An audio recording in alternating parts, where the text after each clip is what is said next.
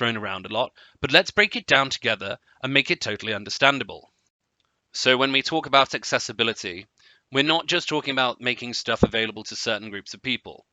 It's about making sure everyone, no matter who they are or what barriers they might face, can use things easily and effectively.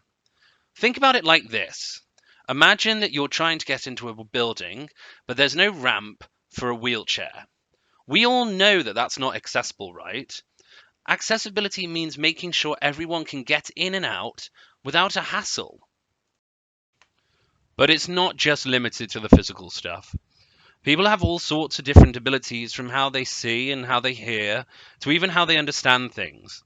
So when we're designing things like websites or apps, developers need to think about how all of these different abilities kind of interplay with one another and to ensure that their stuff works for everyone.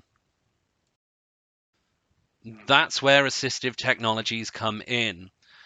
Ordinarily, you might use glasses to help you see better, or a screen reader to help you navigate a website if you can't see the screen. We need to make sure that this stuff works with all these different tools that people use to make their lives easier. Mindful Vision Charity. Wydeen Wellbeing. Link. Friends. Heading level. Guy Woodland. Senclude. Link. Information. Heading. Learning portal. Z directory. Legal responsibilities and our. So there are 4 key things to remember. Only 4. Firstly, whatever you're making needs to be easy to see, hear, or touch. And that means making information available in different formats so everyone can access it.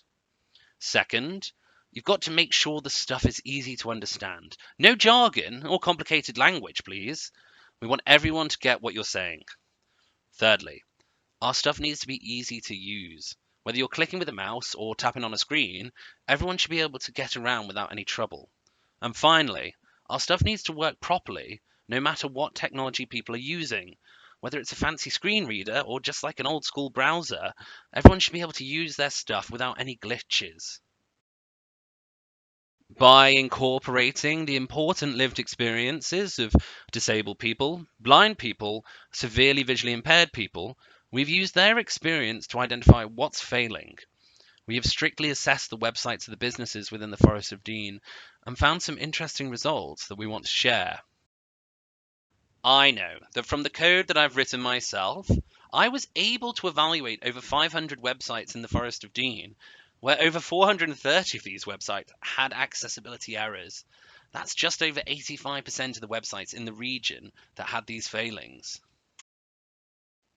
But we didn't stop there. We narrowed our focus to 20 websites associated with FVAF, combining my coding expertise with a specialized methodology.